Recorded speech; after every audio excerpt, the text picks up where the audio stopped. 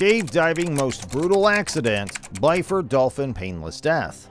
Picture yourself at work 100 meters below the surface of the ocean in a hostile environment where the sun never shines and the temperatures rarely rise above freezing. You spend your free time trapped in a confined metal tube, breathing a toxic gas mixture that makes it difficult to communicate and causes you to feel cold all the time. Here, you can rest for a while or get some food delivered through a small hatch before your shift starts and you have to go back down into the depths. Seem doable? Now picture yourself trapped in this environment for months on end, with no way out except to risk a horrible death. Pretty terrifying, right? Saturation diving, one of the world's most dangerous occupations, welcomes you to its strange, after-hours world. Saturation diving is a method created by the United States Navy Sea Lab program in the mid-1960s that allows people to work and live at depths previously thought impossible. The nitrogen in the air a scuba diver breathes at depth dissolves into their bloodstream over the course of several minutes. Joint pain, stroke, paralysis, and even death can result from the nitrogen gas escaping its solution and forming tiny bubbles if they ascend to the surface too quickly. The only way to prevent this is for divers to slowly ascend to the surface, pausing for decompression at safe intervals so that their bodies can expel the nitrogen. Saturation divers, on the other hand, only decompress once at the end of their shift, as opposed to making multiple dives and decompressions throughout the day.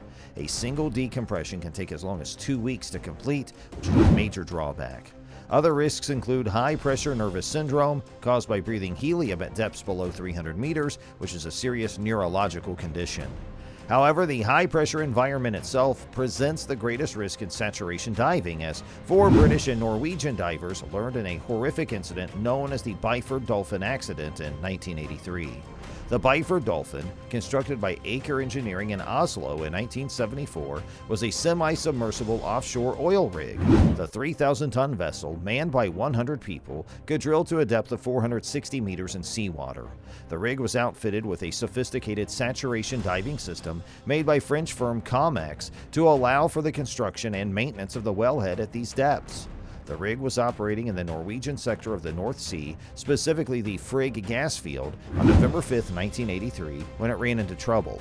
At 4 a.m., Norwegian divers Bjorn Bergersen and Truls Hellevik were returning from their shift in the transfer capsule, while British divers Edwin Coward and Roy Lucas were resting in the dive chamber.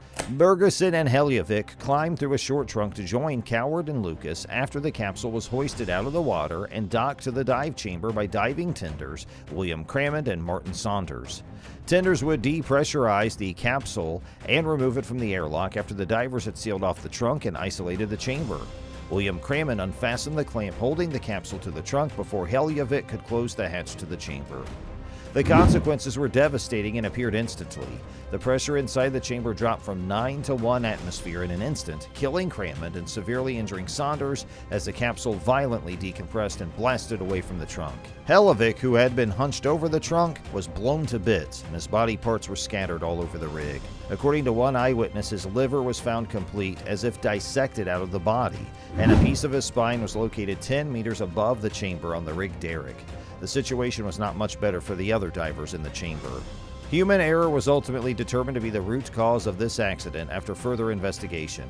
Since William Crammond did not survive the accident, no one knows for sure what caused him to release the clamp before the chamber hatch was closed. However, investigators have speculated that a combination of fatigue and deck noise may have led to a fatal miscommunication.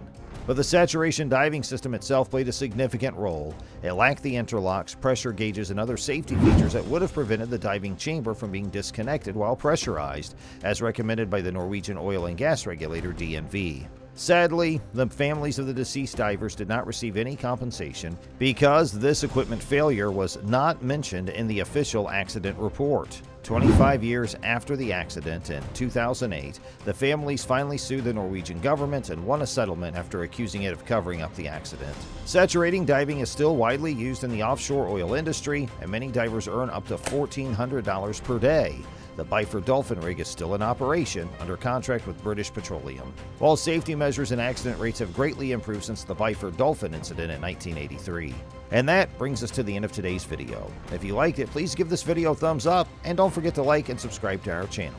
Thank you for watching.